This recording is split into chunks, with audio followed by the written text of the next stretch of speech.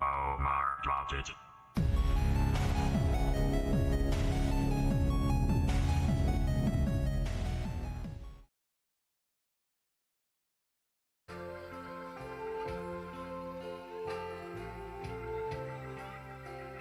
가까운 노래란 내 집으로 이자고가 호보살이 오자오라 예수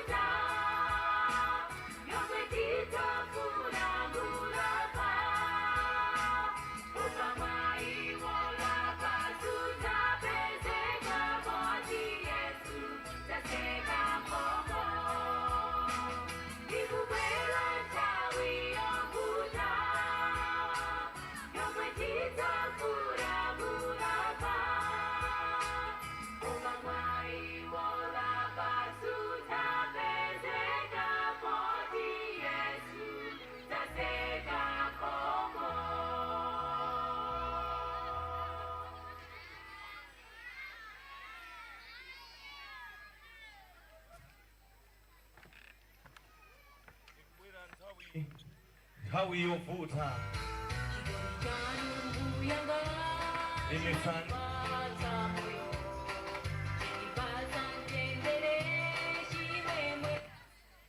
titokose kwambiri chifukwa cha nyimbo zabwino kuchokera kwa Spirit Mpasi. Ladies and gentlemen, boys and girls, sindikuziwa ansathu amene mukutipangira za filimu zatheka kuti anthu atha kuyamba kuonera. Sindikukuonani muthangondivomera zatheka ndachimene chikundisangalatsa akuyankha munthu otali kutali. Ayi zikomo kwambiri ngati zatheka tapangani playing ngati sizinatheke tikhalebe tikupitirira kumva nyimbo zosiyanasiyana. Ngati zatheka pangani play, ngati sizinatheke tikhale tikumvabe nyimbo zosiyanasiyana. Muyipangako fast kuti anthu aone kwinako I think aonerako mutha kupita chapa sokolopo. Tatenti tioneneni filimu iyi chifukwa lero ndilomaliza.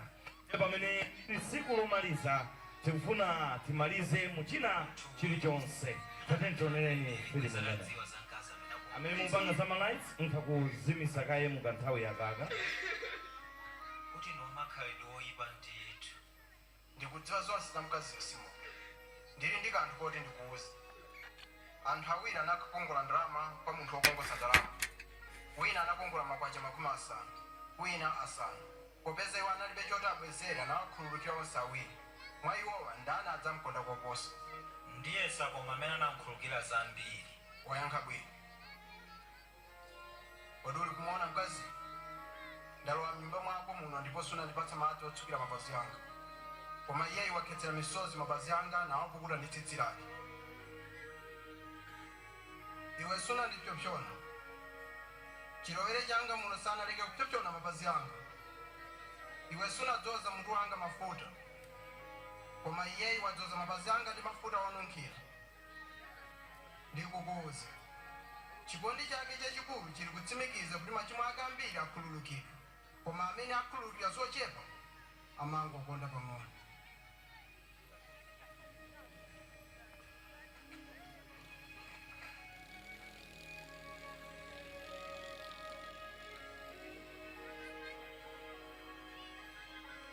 Machimo ako akhululukidwa. Chikhulupiriro chako chakupulumutsa pita mumtendere.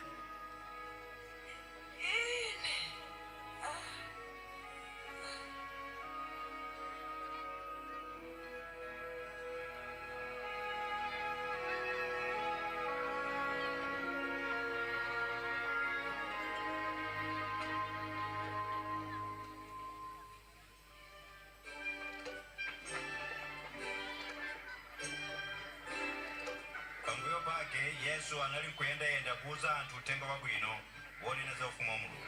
Ophunzira ake 12 aja anali naye, ndiponso akazi amene Yesu anawatulutsa ziwanda: Mariya otchedwa Magadalena, Yohana mkazi wa Kuza kapitawo wa Herode, ndi Susana.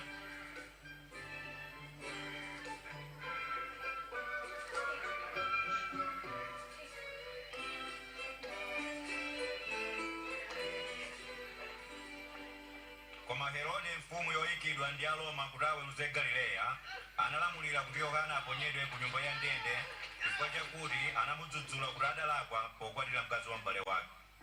Chabwino titafika pa chipata cha mudzi wa Naini anakumana ndi anthu onyamula maliro. Omwalirayo anali mnyamata wamasiye ndipo mwana wake anali yekhayo.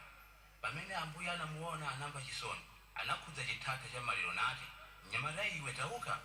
Pamenepo mnyamata wakufayo anakhala tsonga ndipo Yesu anamupereka kwa amayi wake. Kamfunse kuti kodi inu ndinu amene Yohana adanena kuti adzabwera, kapena kuti tidikire wina?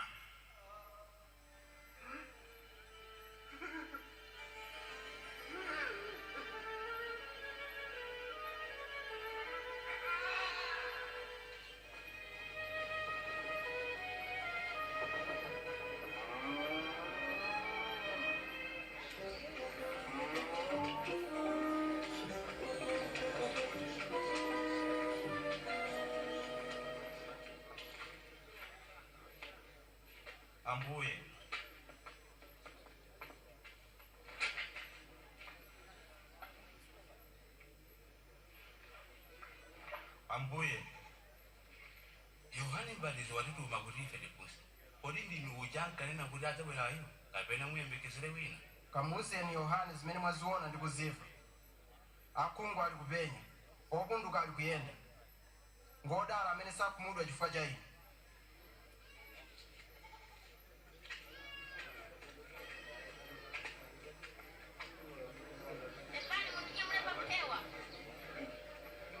Munga mmene uli papewa hapa. Uli kupenya sopano? Ndikuona Yesu. Munthu wina anapita kukapesa mbewu zake. Mmene anali kupesa choncho mbewu zina zinakwera mnjira zipondedwa. Ndipo mbalame zinatolatola. Mbewu zina zinakwera pa thanthwe zimera. Koma zinafota chifukwa chosowa mnyontho. Mbewu zina zinakwera pa minga. Mingazo zinakulira pamodzi ndi mbewuzo ndi kuzilepheretsa kukula. Koma mbewu zina zinakwera pa nthaka yabwino. Zinakula ndi kubala ngala iliyonse inali ndi nchere makumi khumi.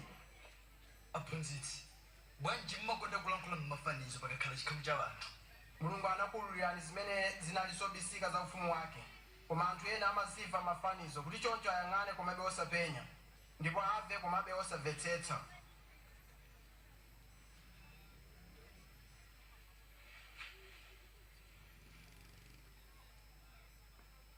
Tanthauzo la fanizo ndi ili.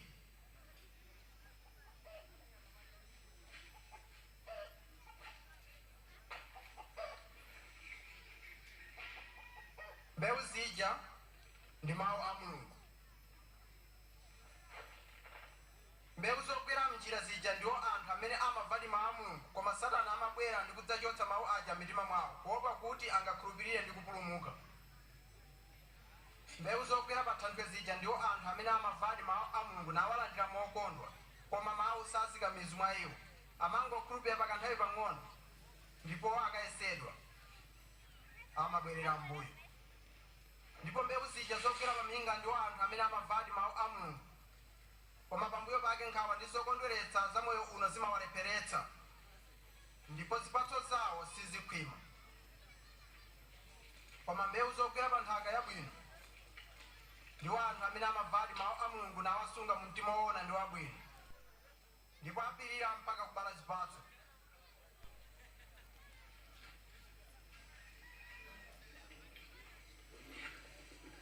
Palibe munthu amene ayatsa nyale nayivundikira ndi mbiya kapena kuyika kunsi kwa bedi, koma amayika poonekera, kuti anthu olowa mnyumba aone kuwala kwake. Pakuti chinthu chilichonse chobisika sichidzalephera kuwululuka, ndipo chinthu chilichonse chachisisi chidzadziwika ndi kuonekera poyera. Chifukwa chake muzisamala mmene mumvera mawu, pakuti amene ali nako kanthu adzampatsanso zina. Koma iye amene alibe kanthu adzamlanda ngakhale kamene ayesa kuti ali nako. Mphunzitsi, amayi anu ndi abale anu ali panjapo, afuna kukuonani. Amayi anga ndi abale anga ndiwo amene amamva mawu a Mulungu ndi kuwachita.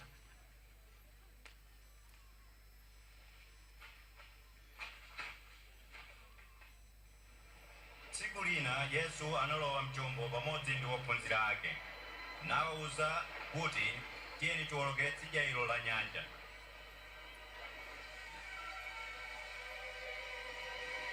Ndipo pamene anali kuwoloka, iye anagona tulo.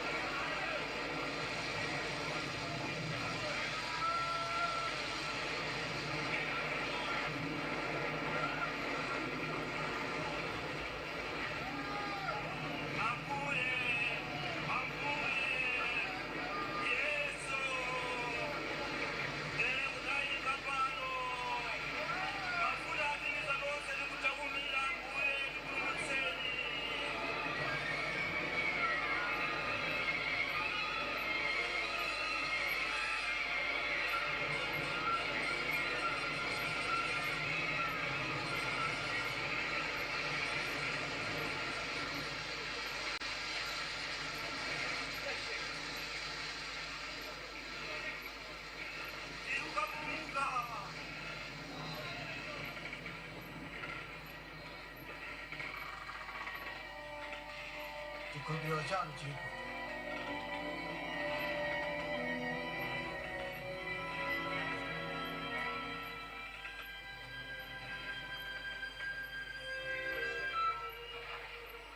Iwo anafika ku dziko la Grasa limene lilopenyana ndi Galileya.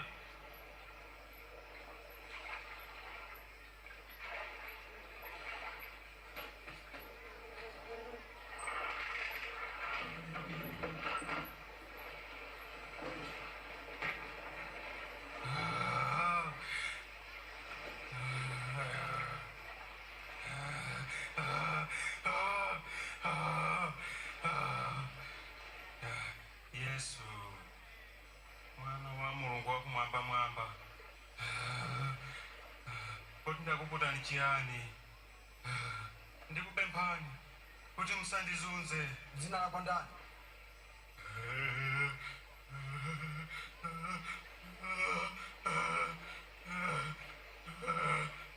Ndine chikhamu.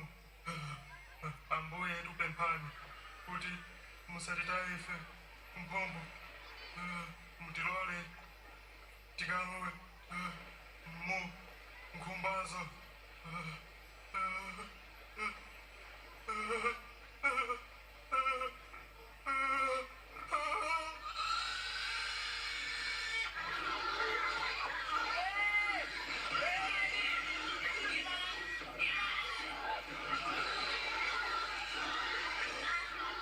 Ndipo ziwanda zinatuluka mwa munthuyo ndi kulowa mwa nkhumba.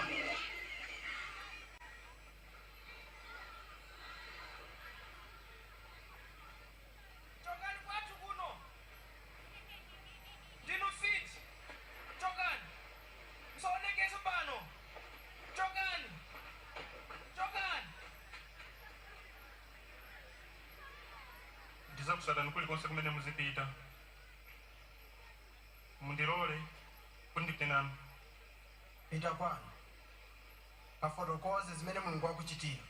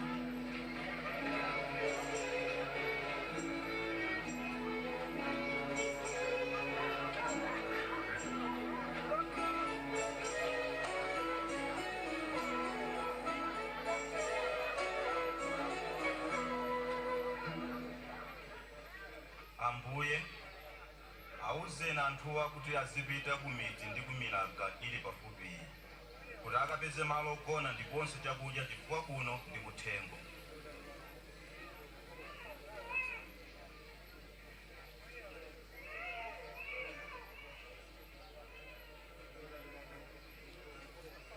Mwene akwapatsa chakudya ndinu.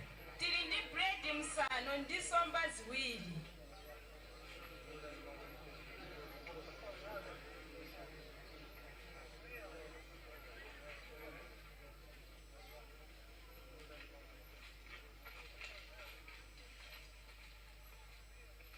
Zikomo Ambuye Mulungu wathu, mfumu ya chilengedwe chonse, amene mutipatsa mkate kuchokera m'nthaka.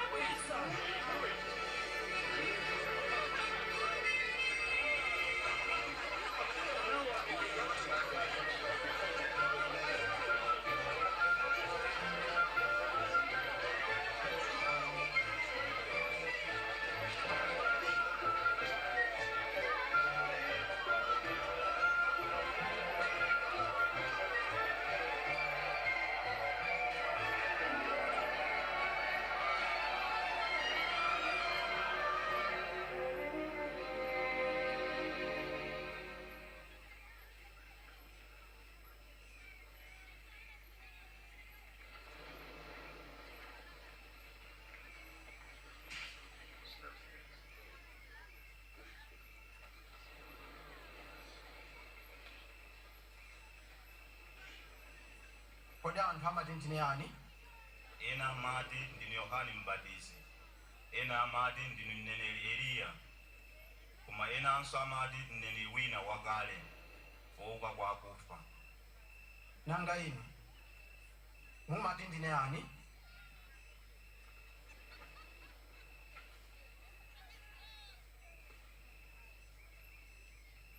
inu ndine mpulumutsi. Musauze munthu wina aliyense zimenezi. Mwana wa munthu adzayenera kuzunzidwa kwambiri ndipo adzaphedwa, koma pa tsiku lachitatu adzauka kwa akufa.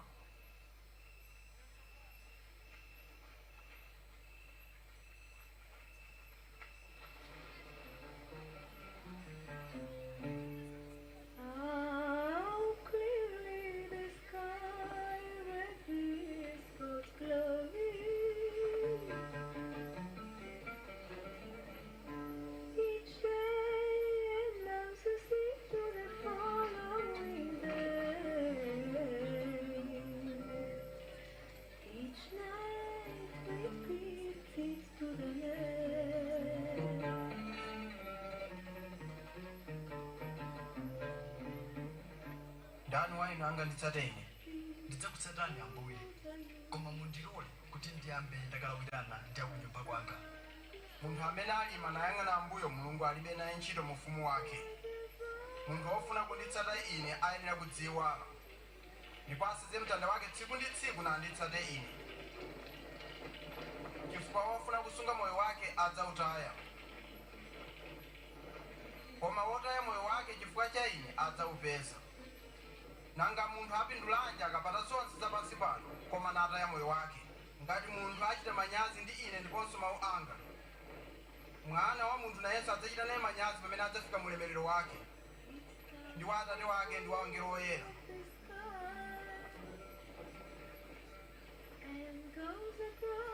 Zoonadi, alipo ena akuima pano omwe sadzafa mpaka ataona ufumu wa Mulungu.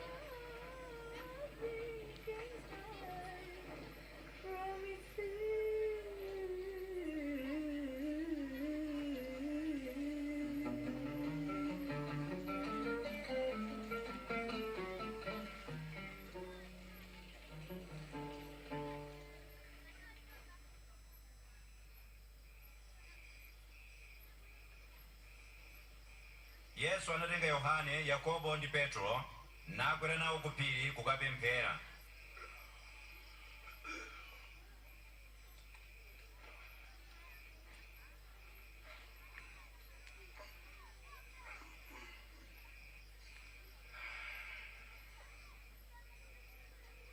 Pamene iye anali kupemphera, maonekedwe a nkhope yake anasandulika ndipo zovala zake zinawala kuti mbee. Mwadzidzidzi aneneri akale lomwe anali kulankhulana naye ndiwo Mose ndi Eliya amene anaonekera mu ulemerero wakumwamba. Udzakwaniritsa cholinga cha Mulungu, udzafera ku Yerusalemu.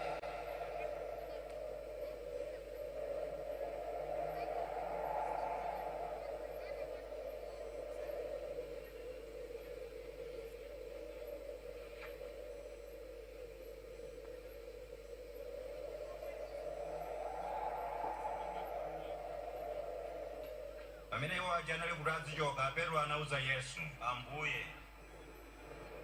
n'kwabwino kuti ife tili pano timange misasa itatu, wina wanu. Pamene Petro anayankhula, mtambo unatsika ndipo unaphimba iwo, ndipo ophunzira anagwira ndi mantha, ndipo mu mtambo munamveka mawu akuti, uyu ndiye mwana wanga amene ndinamusankha, mverani iye.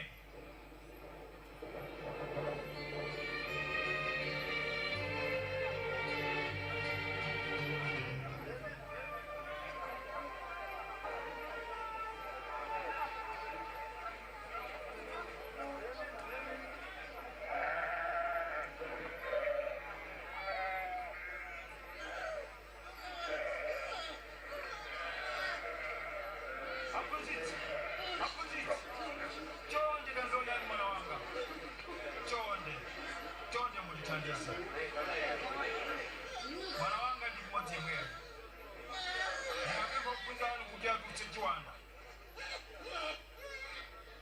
lephera opanda chikhulupiriro inu ndi wopotoka mtima ndidzakhala nanube ndikupirira mpaka na liti? Bwera naye kuno mwana wakoyo.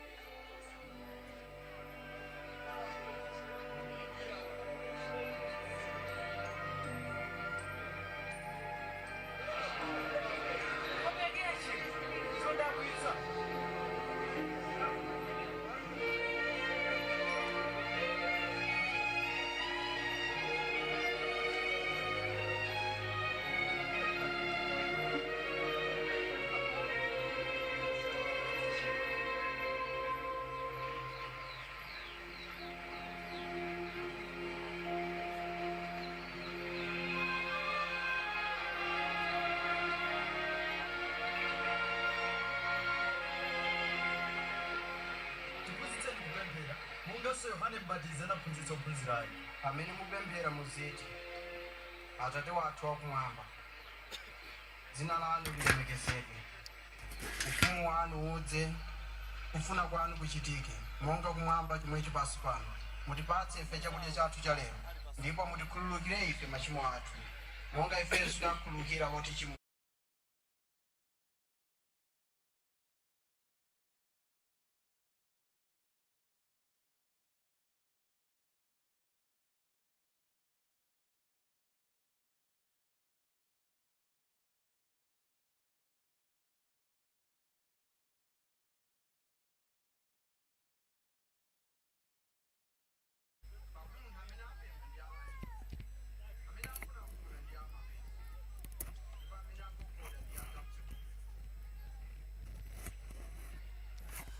kulikonse kumene mukuonera Kanema Wanzati tikulandireni day number 6 imene ndithu anzathu ampingo wa Seventh Day Adventist kuchititsa mapemphero makamaka kuno ku Migowi ku Phalombe. Kwakhala ndithu masiku 6 ambuyo makamaka 5 amene apita ambuyo amene ndithu mpingo umene wa Seventh Day Adventist anakonza mapemphero amenewa amene akwatchula kuti South East Malawi Conference amene ndithu akuunikira magawo osiyanasiyana amoyo wa tsiku ndi tsiku. Pansipo mukumva filimu ya Ambuye wathu Yesu Khristu imene ikuonetsedwa kuno makamaka kwa anthu amene abwera tsiku la lero. Ndi kulikonse kumene mukuonera Kanema ameneyu tikuoneka pa Angaliba Television, komanso tikuoneka pa wireless ya Mzati, komanso tikuoneka pa Hope Channel, komanso kuli ma platform ambiri amene tikuoneka. Kwina kulikonse kumene mukuonera Kanema ameneyu tithokoze kwambiri kuti muli pamenepo. Ndi zina mwa zimene zikumachitika kuno ndi kuthandizana magawo osiyanasiyana amoyo mmene tingachitire kuti zinthu zathu ziziyenda. Mwazina kumakhala Dr.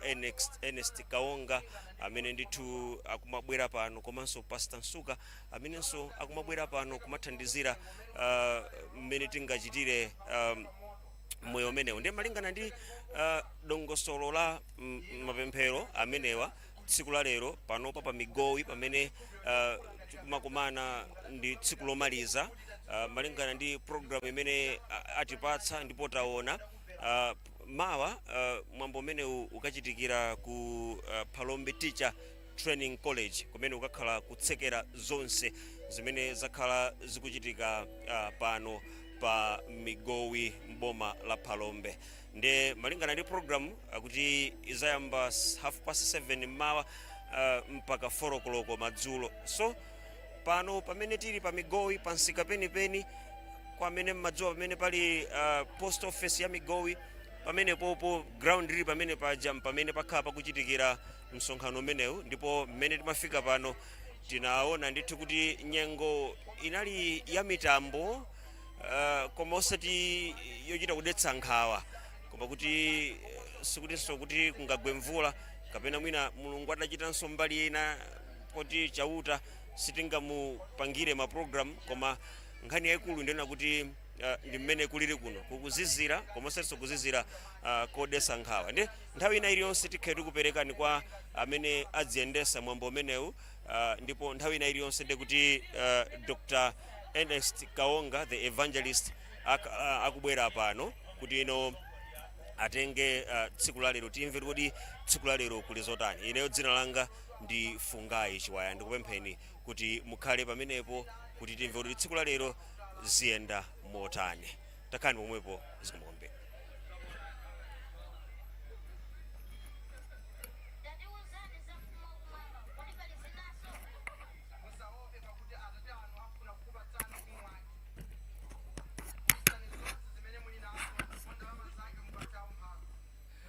Tithokoze kwambiri chifukwa cha nthawi yabwino imene tinali nayo maka yoonera filimu. Lero tilonjeze monga siku lomaliza amene akwanise timalizisa filimu kumapeto kwa zonse. Apopo ndeti kulonjeza muchite kuthawa nokha, koma kumapeto kwa preaching ya siku la lero kutimalizisa filimu imeneyi. Pano tifuna tiyambe utumiki wathu omaliza mu siku la lero, kapena kuti omaliza pamalo pano. Pachifukwa chimenecho tifuna ndilandire nonse komanso ndilengeze mwapaderadera kuti achinyamata a AY nonse mawa ikamati 7 koloko tikumane ku Palombe Teachers Training College nthawi ya 7 o'clock. Aliyense ali mu uniform yake yabwino ija. Uthenga umenewo ndapereka momveka bwino, mwina mwayi oti tilengeze kumapeto supezekanso. Pachifukwa chimenecho tonse tiyime pamene tiku segulira nyimbo yathu ija.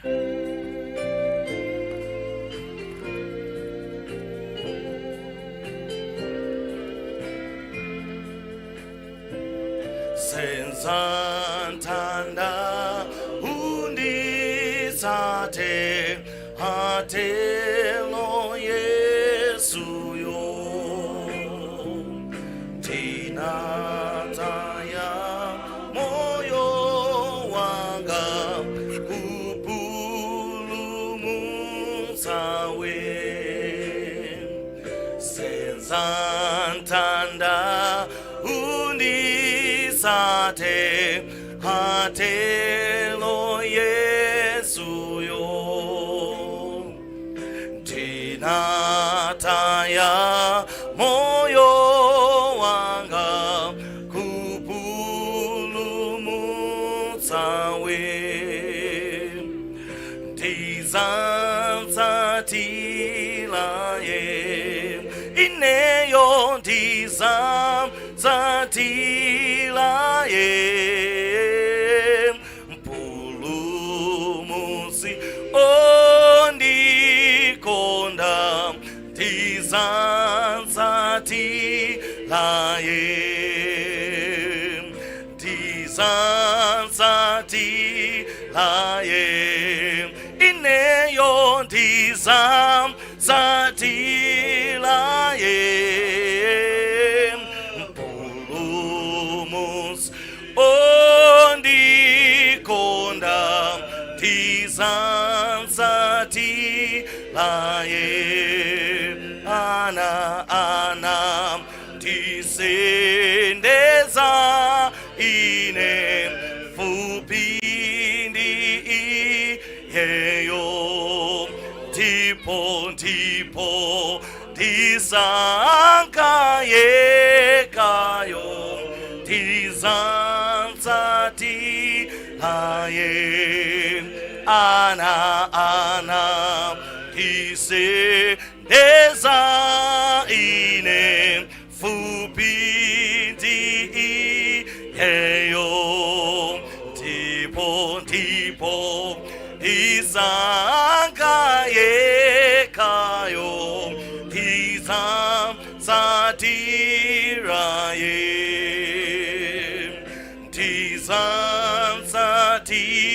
laye ineyo ndizamzati laye mpulumutsi ondikonda ndizamzati laye ndizamzati laye ineyo ndizamzati laye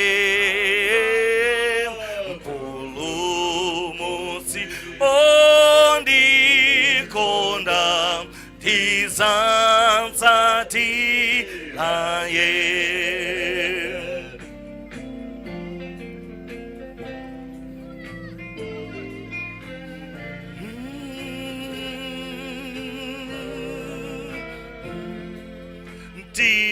Ntima moyo ndipeleka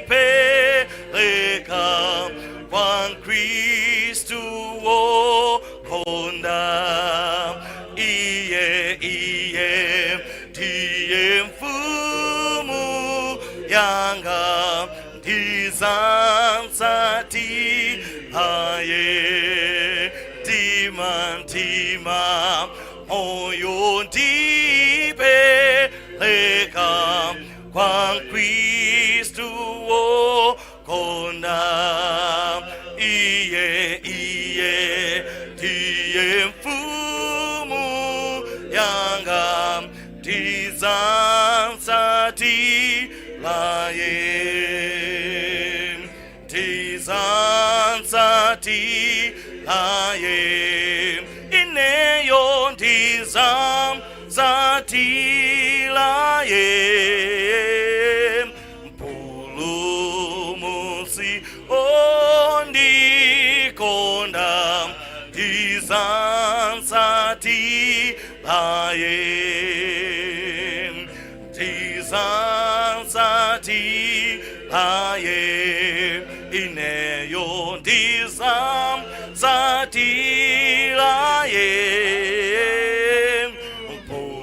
mpulumutsi ondikonda ndizamzati laye mpulumutsi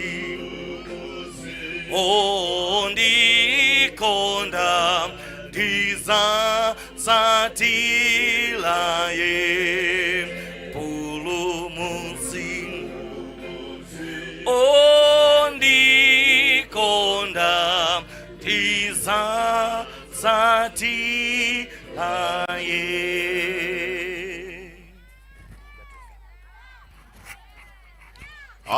Hallelujah, hallelujah. Mulungu ndi wabwino, migowi Mulungu ndi wabwino. Palombe Mulungu wabwino, Mulungu ndi wabwino, Mulungu ndi wabwino. Maranatha mponera Mulungu ndi wabwino, Mulungu wabwino, Mulungu ndi wabwino. Maranatha Lilongwe Mulungu ndi wabwino, Mulungu ndi wabwino, Mulungu ndi wabwino. Kuchiringa Mulungu ndi wabwino, Mulungu ndi wabwino, Mulungu ndi wabwino. Komanso uko kumisero folo Mulungu ndi wabwino, Mulungu ndi wabwino, Mulungu ndi wabwino.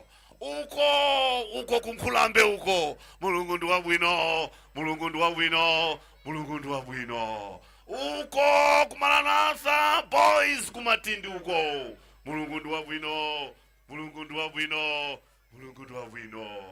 Uko kumaranatha kumachinjiri Maranatha girls Mulungu ndi wabwino, Mulungu ndi wabwino, Mulungu ndi wabwino. Uko kwa mang'ambo kwa busansuka Mulungu ndi wabwino, Mulungu ndi wabwino, Mulungu ndi wabwino, Mulungu ndi wabwino.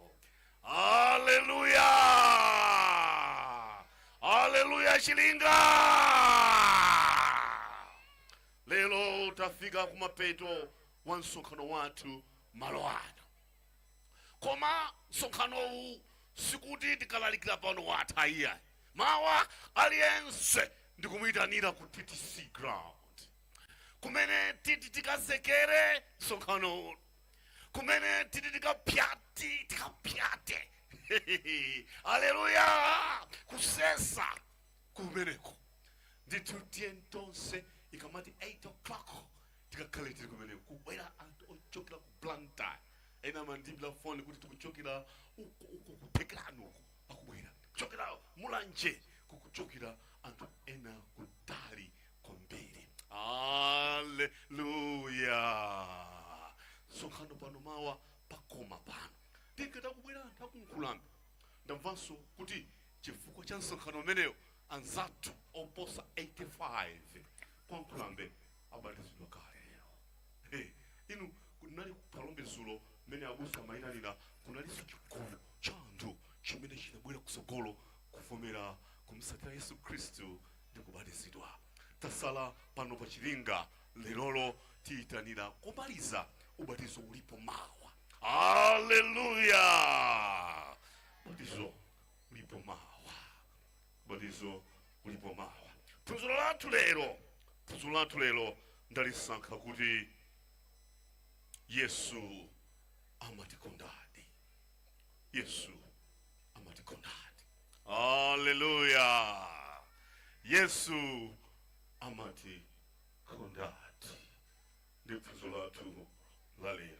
Sizikukwiza naye.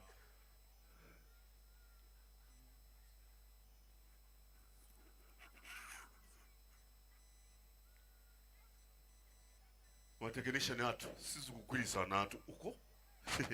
Ndifuna tione chitunzi cha ulaliki watu kwa pakubwera chitunzi china. Mutu watu Yesu amatikonda. Kuti nkhani timvese bwino tentipemphere. Mulungu watu wokonda okhala kumwamba. Mazulo ano tufuna timvesese za chikondi chake.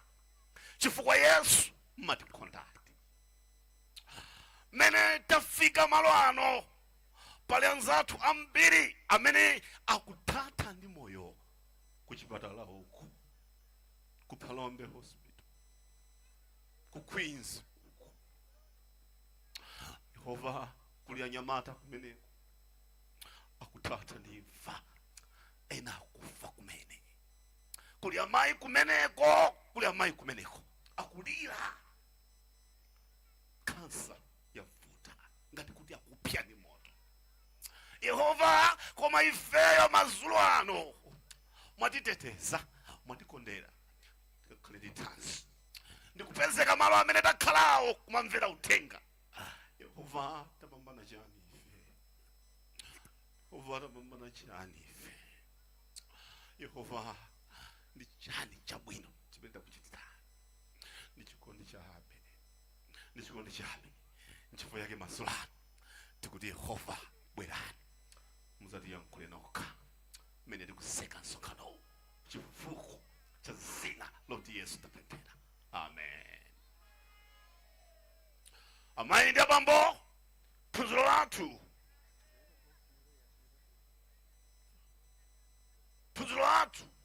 Yesu amatikondadi. Khani kuti timvese bwinobwino tiyambire pamene Yehova amalenga dziko lapansi. Ndiyeno atalenga dziko lapansi, asanafike polenga tiyambire pamenepo. Kumwamba Mulungu, Bible limatiuza kuti kunali Mulungu Tate, Mulungu Mwana, Mulungu Mzimu. Komanso pamwamba panali Mulungu Tate, Mwana ndi Mulungu Mzimu. Pansi apa panali angelo. Ndi pamwamba pa angelo pa Yehova anasankha Lucifer kuti akhale woyang'anira anzachi. Ndiyeno zitakhala choncho